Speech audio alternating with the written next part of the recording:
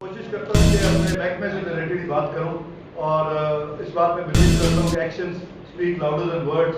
تو اعمال آپ کو جو کرنے چاہیے، جو پرفارمنس ہے وہ یہ ہونی چاہیے. لیکن آج یہ پریس کانفرنس رکھنے کا مقصد یہ ہے کہ ہمارے ملک کے سابق وزیر اعظم جو 3 بار اس پوسٹ پہ رہ چکے ہیں اور ایک بڑی پارٹی کے لیڈر بھی ہیں، انہوں نے ایک ایسی بات کی ہے جو ہمارے ملک کے نظریاتی اساس کی نفی کرتی ہے، ہمارے ملک کے جو نیشنل انٹرسٹ ہیں ان کے خلاف جاتی ہے.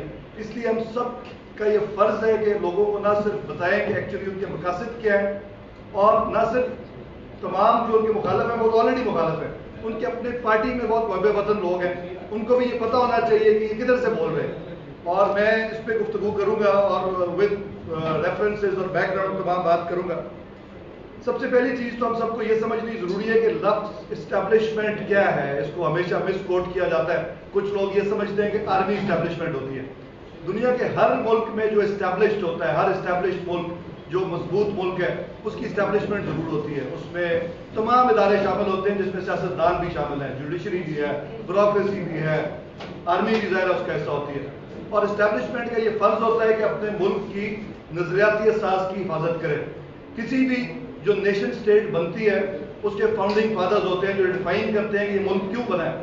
فار ایگزامپل امریکہ جو ہے وہ اس کے فاؤنڈنگ فادرز نے جو ایک سرکل لگا دیا تھا کہ اس کے اندر رہ کے آپ کھیل سکتے ہیں. جو بھی سیاستدان ہے ان سرکلز کے اندر ہی کھیلتا ہے. اسی طرح کسی بھی طرح کی ترکی دیکھ لیں، جتنے بھی ملک جو اسٹیبلش اسٹیٹس ہیں ان کی اسٹیبلشمنٹ کا ایک رول ہوتا ہے، اور وہ رول یہ ہے کہ ایک لائنز ڈیفائن کر دیتا ہے کہ ان کو کراس نہیں کرنا. جو لائنز کو ڈیفائن کراس کرتا ہے وہ بنیادی طور پہ اس ملک کی ریاست کے خلاف بات کر رہا ہوتا ہے. اور وہ پھر اور اگر آپ کسی کو اینٹی اسٹیبلشمنٹ کہیں تو وہ شخص ہوگا جو اسٹیبلشمنٹ کی بنائی لائنز کو کراس کر رہا ہے. ادروائز اسٹیبلشمنٹ آپ کے اپنے ملک کا ایک حصہ ہے، آپ اس کو اون کرتے ہیں، آپ خود اس کا حصہ ہوتے ہیں سیاستدان.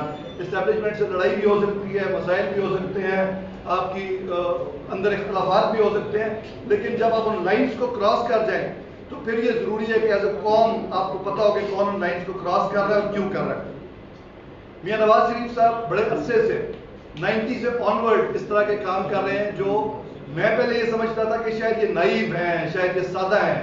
یہ ظاہر تجارتی بیک گراؤنڈ ہے ان کا، ان کے لیے شاید تجارت زیادہ اہم ہے، تو شاید اس پوائنٹ آف ویو سے اپنا ایک پوائنٹ آف ویو رکھتے ہیں. لیکن میں ان کو قطعاً کبھی یہ نہیں سمجھتا تھا کہ یہ محب وطن نہیں ہے. لیکن ریسنٹلی جس طرح کی گفتگو انہوں نے شروع کر دی ہے تو مجھے شک تو کیا یقین ہونا شروع ہو گیا، اور اس لیے بڑا میں نے ضروری سمجھا کہ میں اپنے پوائنٹ آف ویوز کو آپ کے ساتھ شیئر کروں. دیکھیں میاں صاحب 90 سے آنورڈ جب پیراڈائم شفٹ ہوا دنیا میں، بائر پولر ورلڈ سے ایک سنگل پولر ورلڈ آ گئی ہے، امریکہ جو ہے دنیا کے واحد سپر پاور بن گیا، تو انہوں نے اپنی جو انٹرنیشنل پالیٹکس ہے اس کا پیراڈائم شفٹ ہو گیا. پہلے تو ایک رشین یا یو ایس ایس آر کی لابی تھی، ایک امریکن لابی تھی، سیدھی سیدھی ٹو پولر ورلڈ تھی. 90s میں انہوں نے اپنا پیراڈائم شفٹ کیا اور ہندوستان کو پروموٹ کرنا شروع کر دیا.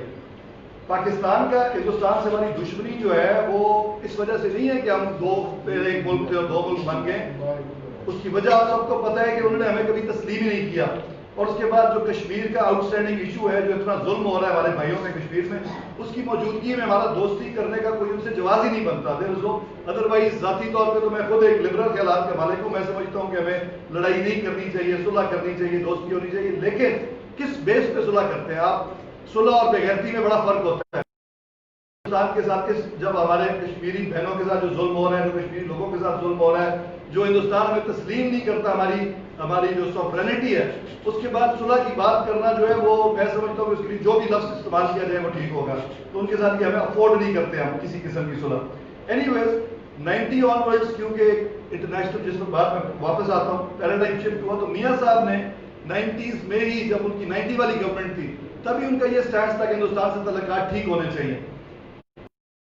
کی چابی جو انہوں نے ایک جنرل کو دی تھی اور وہ انہوں نے ان کے واپس منہ پہ مار دی تھی، اس کی بھی وجوہات یہی تھی کہ اس پیراڈائم شفٹ کی وجہ سے جو east west economic corridor world power بنانا چاہ رہی تھی کہ آپ کسی طرح سینٹرل ایشیا کو کنیکٹ کر دیں ہندوستان سے اور ایک انرجی کوریڈور بن جائے اور ایک ٹریڈ کوریڈور بن جائے، وہ کسی صورت میں ہماری اسٹیٹ کے حق میں نہیں تھا. ہماری اسٹیٹ جو ہمارا نظریاتی احساس ہے اس کے بھی خلاف ہے، اور جو ہمارے ہندوستان کے ساتھ پرابلمز ہیں اس کے بھی خلاف ہے.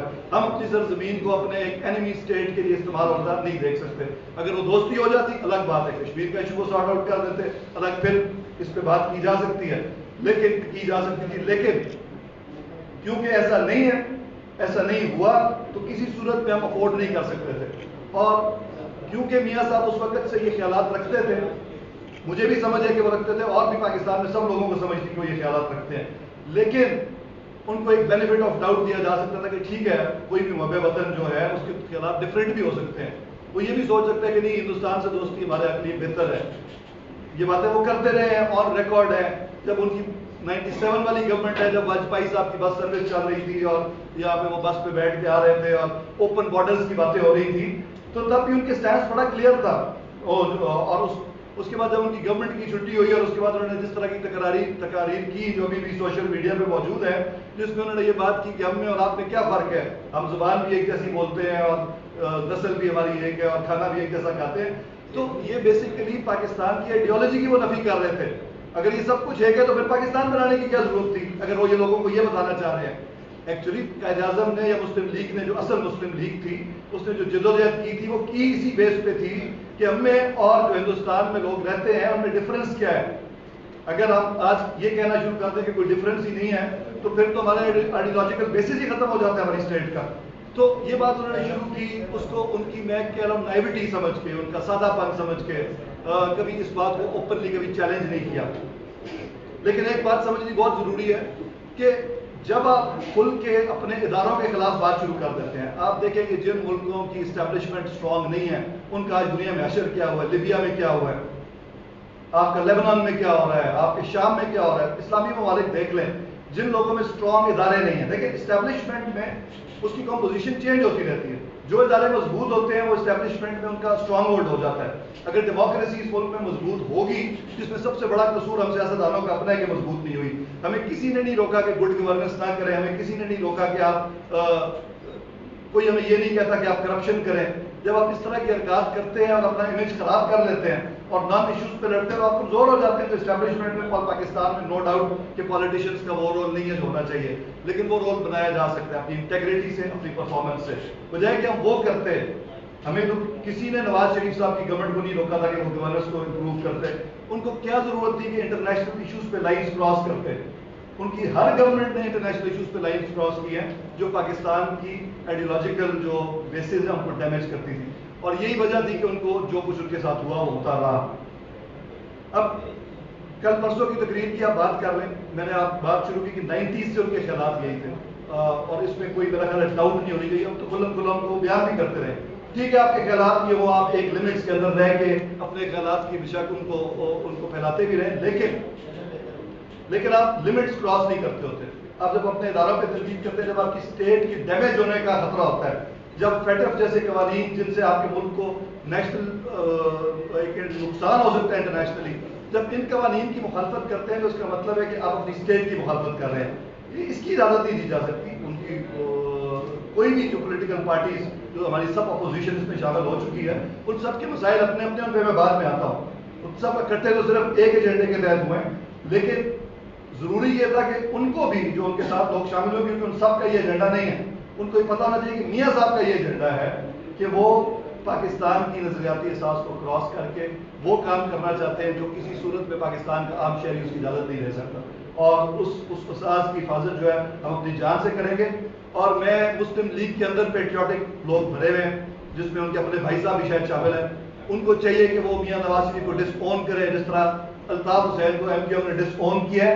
मैं उनसे अपील करता हूं कि वो नवाज शरीफ के जो बयानियां हैं इसको भी डिसओन करें और पाकिस्तानी मुहब्बे वतन पाकिस्तानी होने का सबूत दें। उसके बाद बैठ के अपनी बाकी लड़ाइयां बेशक मुल्क के अंदर लड़ते रहें। लड़ाई घर के अंदर रहनी चाहिए। जब आप इंटरनेशनल लेवल पे लेके जाते हैं लड़ाई को, तो इट्स आपकी स्टेट के लिए नुकसानदेह है। तो ये मैं उनको पैगाम देना चाहता हूँ। दूसरी पार्टी पीपल्स पार्टी की बात कर लेते हैं। पीपल्स पार्टी को मैं ये क्रेडिट जरूर दूंगा कि उन्होंने हमेशा मुहब्बे वतन होने का सबूत दिया है। उन्होंने भुट्टो साहब ने एटम बम बनाया, मोहतरमा बेनज़ीर भुट्टो मुल्क के लिए मिसाइल प्रोग्राम लेके आई। जरदारी साहब भी, जिन पे बहुत सारे इल्जाम और लगते रहते हैं, जब मौका आया कि वो कुछ नेगेटिव रोल प्ले करते हैं तो उन्होंने पाकिस्तान खपे का नारा लगाया। तो ये मैं उनको क्रेडिट जरूर दूंगा, और उसी बेस पे उनसे अपील करता हूँ कि डिस्टेंस करें अपने आप को नवाज शरीफ के बयानिए से, क्योंकि आप लोग इसमें फिट नहीं होते। प्रॉब्लम पीपल्स पार्टी का ये जिस वजह से वो इनके साथ शामिल हो रही है کہ جس طرح وہ آپ نے وہ جیمز بانڈ کی فلمیں دیکھی ہوں گی نا کہ وہ بڑا محب وطن ہوتا ہے تو اس کو لائسنس ٹو کل مل جاتا ہے. تو پیپلز پارٹی یہ چاہتی ہے کہ ہم اپنی حب الوطنی جو ہم نے جس کا ثبوت دیا ہے اس کے بدلے میں ہمیں لائسنس ٹو پلنڈر مل جائے. دیکھیں آپ کو کرپشن کرنے کا لائسنس نہیں دیا جا سکتا. آپ کے حب الوطنی میں کوئی شک نہیں ہے کسی کو, نہ پاکستان کے لوگوں کو, نہ آپ نے جو پرفارمنس دی ہے اس پہ. لیکن اگر آپ یہ کہیں کہ آپ اس چیز پہ بلیک میل کر کے کرپشن بھی کر لیں گے تو یہ ایک الگ ایشو ہے, یہ ایک لوکل ایشو ہے. آپ کے نیب کے جو مقدمے آپ کے خلاف بنائے گئے ہیں, احتساب بیرو جو ہے یہ میاں نواز شریف نے بنایا تھا. جو سیف الرحمان نے آپ کے خلاف احتساب شروع کیا وہ کوئی پی ٹی آئی نے نہیں شروع کی, پی ٹی آئی تو تھی نہیں. اکثر لوگ جو پی ٹی آئی میں ہیں اس وقت پنجاب میں وہ اکثریت اس وقت پیپلز پارٹی کا حصہ تھے جس وقت یہ احتساب پیپلز پارٹی کے خلاف شروع ہوا. اس کے بعد گزشتہ اتوار کے آپ کیسز دیکھ لیں, تمام کیسز جو اس وقت جو نیب میں ہیں اس میں سے آپ بتائیں کون سا ریفرنس پی ٹی آئی نے بنایا ہے. یہ تمام کے تمام بیانیہ ان کے خلاف جو ہے یہ مسلم لیگ نون کا ہی رہا ہے. سڑکوں پہ گھسیٹنے کی بات مسلم لیگ نون نے کی, ہم نے کبھی نہیں کی. اور پی ٹی آئی سے ان کی سیاسی مخالفت بنتی ہے, ضرور کریں, لیکن اس نیشنل ایشو پہ جو جس طرح فیٹف والے میں انہوں نے حرکت کی, ان سے وہ اپنے آپ کو ڈیمیج کر رہے ہیں. پنجاب میں آلریڈی ان کا ووٹ بینک تقریباً ختم ہو چکا ہے, اور جس طرح کی حرکتیں وہ کر رہے ہیں سندھ سے بھی فارغ ہو جائیں گے, بلکہ کوئی بھی جو محب وطن ہے ان کی بھی اس پہ ڈاؤٹ آ جائے گی. تو پیپلز باقی چھوٹی پارٹیاں ان کے اپنے انٹرسٹ ہیں. جنرلی فضل الرحمان صاحب کیونکہ ہمیشہ گورنمنٹ کا حصہ ہوتے ہیں, ان کو پھر بنا دیا جائے تو بالکل راضی ہو جائیں گے. جو اے این پی ہمیشہ سے اینٹی اسٹیٹ رہی ہے انفارچونیٹلی, کاش کہ اب ان کو یہ یقین ہو جائے کہ پاکستان بن چکا ہے اور انشاءاللہ رہے گا, اور اسی دھارے میں ان کو رہ کے سیاست کرنی ہے تو مہربانی کریں اپنے ساتھ بھی, اپنے ووٹرز کے ساتھ بھی, اور پاکستان کو اب دل سے تسلیم کر لیں. ان سے میری یہ اپیل ہے. تو یہ تمام جو اپوزیشن ہے ان تمام کی آئیڈیولوجیکل لائنز فرق ہے. اکٹھے یہ صرف ایک وہ کہہ لیں کہ وہ چارٹر آف کرپشن کہ ہم نے کرپشن بچانی ہے, اس پہ یہ اکٹھے ضرور ہو گئے, لیکن ان کو یہ سمجھنا چاہیے کہ کرپشن ایک چیز ہے, ملک دشمنی الگ چیز ہے. لیکن کرپشن اس معاشرے میں میرا خیال ہے یہ ایک ارتقاء کا حصہ ہے. جب آپ کو, کیونکہ ہم لوگ ہزاروں سال سے غلامی میں رہے ہیں, پہلے کوئی ترک یہاں پہ رہے ہیں, پھر مغل آ گئے, پھر سکھ آ گئے, پھر انگریز آ گئے, تو ایکچولی آزادی تو ہمیں 1947 میں ملی ہے. جب آپ کسی غریب ملک کے لوگوں کو آزادی ملتی ہے تو لوگوں کے پاس پاور آتی ہے. جب پاور آتی ہے کسی کے پاس تو وہ کرپٹ ہونے کا چانس ہوتا ہے. تو یہ ایک ارتقاء کا حصہ ہے. اس کرپشن پہ قابو پانا ہمارا قومی ایجنڈا ہے, ہونا چاہیے. عمران خان صاحب کو یہ کریڈٹ جاتا ہے کہ انہوں نے اس کو ایک نیشنل ایشو بنایا, اور اس کے بعد اب ہوگا یہ یا ہوا یہ ہے کہ چاہے پی ٹی آئی میں بھی کوئی کرپشن کرے گا اس کو بھی کوئی معاف نہیں کرے گا. تو یہ ضروری تھا کہ اس کو آپ نیشنل ایشو بنائیں, لیکن یہ ہماری آپ سے دشمنی کوئی نہیں ہے. یہ ان کو یہ سمجھ ہونی چاہیے کہ ہم کرپشن کے خلاف ہیں, کرپٹ لوگوں کے خلاف نہیں. ہم ان کو ٹھیک کرنا چاہتے ہیں, ان کے لیے دعا گو ہیں کہ اللہ کرے سیدھی لائن پہ آئیں, اور بلاول صاحب جو ہے وہ اپنے نانا کی اور اپنی والدہ کی سیاست کریں, بجائے کہ وہ جو نیگیٹو ایلیمنٹس پیپلز پارٹی میں آ گئے اس کی بجائے وہ کریں گے تو وہ پنجاب میں بھی شاید پاپولر ہو جائیں اور وہ اپنی پاپولرٹی ری گین کر لیں, اپنی نظریاتی سیاست کریں. تو بہرحال میرا جو آج کا میسج ہے وہ نہ صرف مسلم لیگ نون کے پیٹریوٹک ووٹرز کو ہے, میاں شہباز شریف کو ہے, پیپلز پارٹی کو ہے, تمام محب وطن سیاسی پارٹیز کو ہے کہ کسی قسم کا وہ بیانیہ جو آپ کی اسٹیٹ کے لیے نقصان دہ ہے اس کا حصہ نہ بنے. جدوجہد ضرور کریں, گورنمنٹ کے آپ خلاف ہے, اپوزیشن ضرور کریں, تحریک بھی چلائیں, لیکن اپنے آپ کو میاں نواز شریف کے اس بیانیے سے ڈسٹینس کریں. Thank you very much. ایک سوال,